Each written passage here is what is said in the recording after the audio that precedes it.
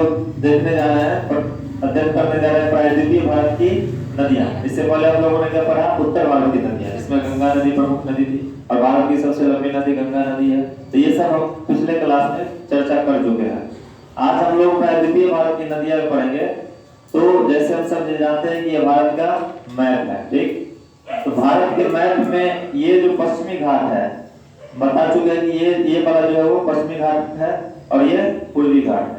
तो ये जो पश्चिमी घाट है ये किस चीज का काम करती है? जल विभाजक के रूप में कार्य करती है। जल विभाजक का मतलब होता है जहां से जल की धारा अलग अलग हो जाती है उसको क्या कहते हैं? जल विभाजक।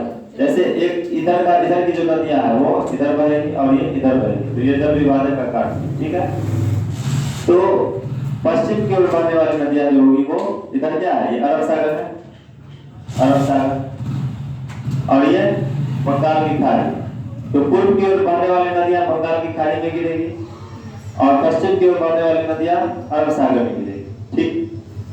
ये अरब सागर में गिरने वाली नदियां या पश्चिम की ओर बहने वाली नदियां मुख्य रूप से ज्वार नद का बनाती है। ये ज्वार नद, ठीक है?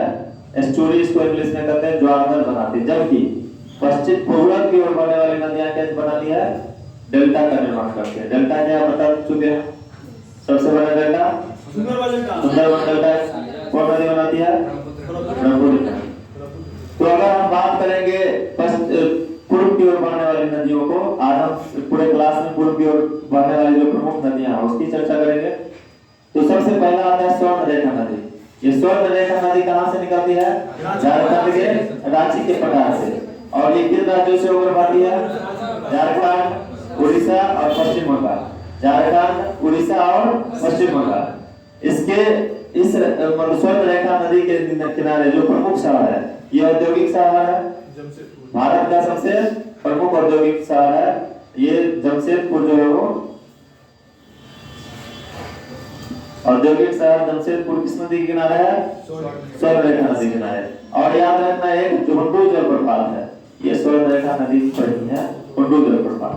तो स्वर्ण रेखा नदी के बारे में इससे ज्यादा नहीं जानना। अब दूसरा एक छोटा सा नदी आता है ब्राह्मणी नदी।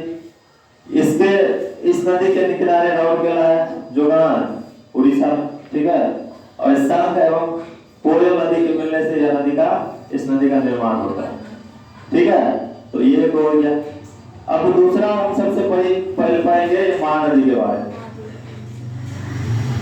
ये इंपोर्टेंट इसलिए है कि इससे ज्यादा महानदी प्रायद्वीपीय भारत की जो नदी में तंत्र में सबसे प्रमुख नदी गंगा, ब्रह्मपुत्र, सिंधु नदी के बारे में उतना इंपोर्टेंट नहीं क्योंकि भारत में बहती नहीं है। सिंधु, गंगा, ब्रह्मपुत्र, इसके अलावा कावेरी, इसके अलावा गोदावरी, महानदी, कृष्णा, ये सब प्रमुख नदियां हैं जिससे क्वेश्चन बनता है, ठीक? आगे बढ़ते हैं। तो ये सिहावा की पहाड़ी छत्तीसगढ़ में है और वहां से ये निकलती है। छत्तीसगढ़ यहाँ होगा, ठीक है? ऐसे करके है। तो यहाँ से निकलती है ये नदी, ऐसे बहती है। कौन नदी है? महानदी। राज्य कौन कौन है? छत्तीसगढ़ और उड़ीसा, दो राज्य से ये बहती है।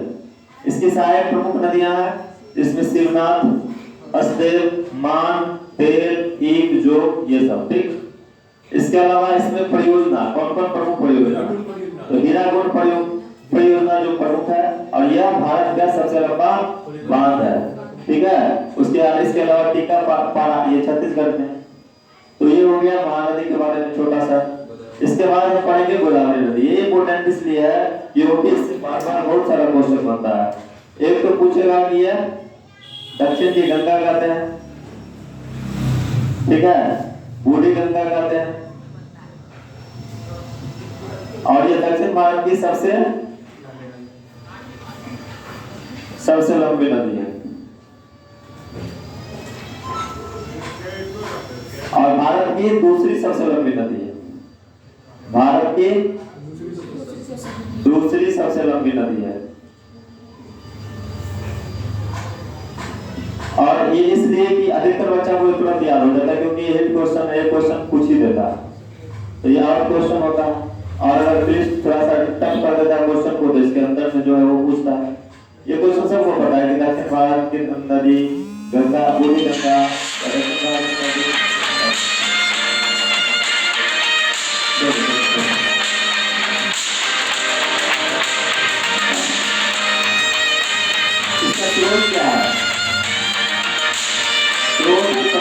कामेश्वर नासिक, ठीक है, ये क्या है, कामेश्वर नासिक मंडल में पड़ता है, मुंबई महाराष्ट्र। राज्य किस किस राज्य से होकर निकलती है? महाराष्ट्र, तेलंगाना, छत्तीसगढ़। महाराष्ट्र, तेलंगाना और छत्तीसगढ़। सहायक नदियां कौन कौन है? बाईं ओर से बहने वाली सहायक नदी, जैसे ये गोदावरी नदी बह रही है, ठीक है, ये बंगाल की खाड़ी है, ये नासिक है, नासिक का त्रंबकेश्वर है, और इससे बाईं ओर से इधर से आने वाली नदियां ये कहलाएगी बाईं ओर से बहने वाली नदियां। ऊपर बाईं हो जी, इधर इधर से इधर बह रही है तो, और ये दक्षिण ये दाईं ओर से आने वाली सहायक नदियां। तो बाईं ओर से सहायक नदी जो प्रमुख है वो पूर्णा, मनेर, पेनगंगा, प्राणहिता, इंद्रावती, ताल और सबरी। दाईं ओर से सिर्फ दो नदी बहती है, मंजरा और मनेरी। देखो छोटे एग्जाम में क्वेश्चन पूछेगा कि इनमें से कौन गोदावरी की सहायक नदियां, ठीक है, और बड़े एग्जाम में पूछ देता है कि कौन नदी इसमें से बाईं ओर से बहती है या दाईं ओर से बहती है, या श्रृंखला से पूछ देता है कि गोदावरी की श्रृंखला पर सहायक नदियों का ये सजाइए। तो ये सब जो पूछता है, जब टफ क्वेश्चन पूछेगा तो पीसीएस एग्जाम में टफ क्वेश्चन पूछता है, छोटे एग्जाम में ये क्वेश्चन नहीं पूछता है। छोटे एग्जाम में ये पूछ देगा कि किन किन राज्यों से होकर गुजरती है, ठीक है, इसके अलावा पूछ देगा कि ये कहां से गुजरती है, निकलती है, इसका स्रोत क्या है, और ये कहां गिरती है, ये पूछ देगा। या ये पूछता है ज्यादातर, तो ये पूछता है कि इनमें से कौन नदी जो पूर्व की ओर बहती है, कौन नदी पश्चिम की ओर बहती है। तो ये सभी क्वेश्चन, ये जो है सहायक नदियां और बाईं और दाईं ओर, ये टफ क्वेश्चन में आ जाता है, समझ में आई बात, ये पूछ देता है, क्योंकि ये गंगा तीन नदी में, देखो यहाँ रामगंगा गंगा नदी की सहायक नदी है, पेनगंगा गोदावरी की सहायक नदी, एक और है पंचगंगा, वो कृष्णा की सहायक नदियां है, ठीक है। तो ये गोदावरी की मुख्य बातें हो गई। अब हम लोग पढ़ते हैं कावेरी नदी। कावेरी नदी ताल कावेरी जो ब्रह्मगिरी की पहाड़ी कर्नाटक में है, वहां से निकलती है। ब्रह्मगिरी की पहाड़ी कहाँ है? कर्नाटक में, वहां ताल कावेरी है, उसी नदी से उसी जगह से कावेरी नदी निकलती है, इसलिए इसका नाम भी कावेरी नदी हो गया, ठीक है। राज्य कौन कौन है? कर्नाटक, तमिलनाडु। सहायक नदियां कौन कौन है? ये बाईं ओर से बहने वाली नदी हिरांगी, हेमावती, सिमसा, बस इतना ध्यान रखना। दाईं ओर से बहने वाली नदी लक्ष्मण तीर्थ, नोएडा, भवानी, ये याद रखना, ये इंपॉर्टेंट है, ये क्वेश्चन कई एग्जाम में पूछता है। लक्ष्मण तीर्थ किस नदी की सहायक नदी है? परियोजना कौन है? ये प्रमुख परियोजना यही है, शिव समुद्रम परियोजना और कृष्णा सागर परियोजना। इसके अलावा कुछ परियोजना उसको हम नहीं देखेंगे क्योंकि वो बड़े एग्जाम के लिए है, तो ये इंपॉर्टेंट है, शिव समुद्रम परियोजना और कृष्णा सागर परियोजना। यहाँ पर ध्यान देने वाली बात है कि ये कृष्णा सागर कावेरी नदी पर, कौसे कृष्णा कौसे कावेरी, है ना, एक है। उसके बाद आते हैं कृष्णा नदी। कृष्णा नदी महाबलेश्वर, ये भी मुंबई में है, महाराष्ट्र में